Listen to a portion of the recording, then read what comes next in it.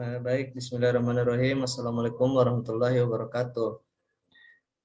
Kami dari kelompok 15 akan menjelaskan materi gambaran umum perilaku organisasi dari dosen pengampu Ibu Fajriani Asis, SPD MSI.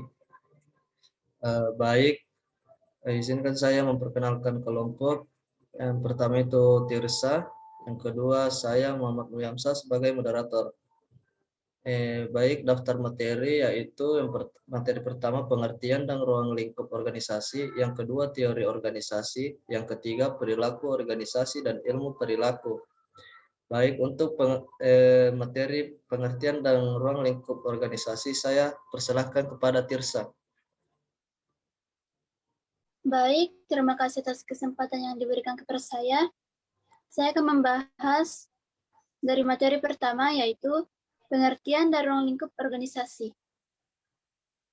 Organisasi adalah kesatuan yang terbentuk oleh beberapa orang yang memiliki sedikit atau semua kesamaan tentang latar belakang, identitas, harap, dan berbagai hal lainnya untuk mencapai tujuan bersama secara bersama-sama.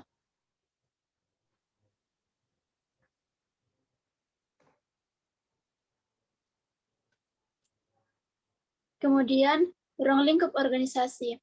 Pada dasarnya, ruang lingkup organisasi adalah suatu integrasi dari 3 konsep ataupun studi perilaku yang terdiri dari perilaku individu, perilaku antar individu, dan juga perilaku kelompok.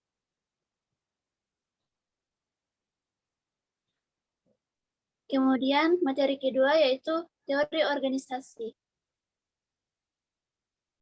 Teori organisasi klasik disebut juga teori organisasi tradisional, teori organisasi spesialisasi, teori formalisme, teori struktur atau destruktur, theory of organization.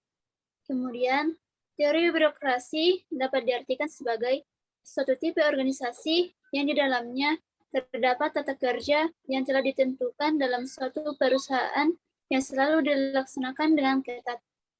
Kemudian, teori organisasi human relation disebut juga teori hubungan kemanusiaan, teori hubungan antar manusia, teori hubungan kerja kemanusiaan, atau the human relation theory. Teori organisasi perilaku atau the behavior theory of organization adalah suatu teori yang memandang organisasi dari segi perilaku anggota organisasi atau framing. Kemudian, teori organisasi proses atau proses theory of organization adalah suatu teori yang memandang organisasi sebagai proses kerjasama antar sekelompok orang yang tergabung dalam satu kelompok formal. Kemudian, teori organisasi kepemimpinan atau leadership adalah kemampuan seseorang untuk mempengaruhi orang lain sehingga orang lain mampu mengikuti menjadi kehendaknya atas voting. Kemudian, teori organisasi fungsi adalah sekelompok kegiatan yang tergolong dalam jenis yang sama berdasarkan sifatnya, pelaksanaannya, ataupun pertimbangan lainnya. Lalu, teori kontingensi atau kontingensi teori disebut juga teori kemungkinan, teori lingkungan, atau teori situasi. Kemudian, teori pengambilan keputusan. Teori ini berlandaskan kepada suatu pemikiran bahwa berhasil tidaknya organisasi mencapai tujuan yang telah ditentukan tergantung dari berbagai keputusan yang dibuat oleh para pejabat di setiap tingkatan, baik keputusan di tingkat puncak atau keputusan administratif, keputusan di tingkat menengah atau keputusan eksekutif, maupun keputusan di tingkat bawah atau keputusan operatif. Kemudian materi yang ketiga yaitu perilaku organisasi dan ilmu perilaku.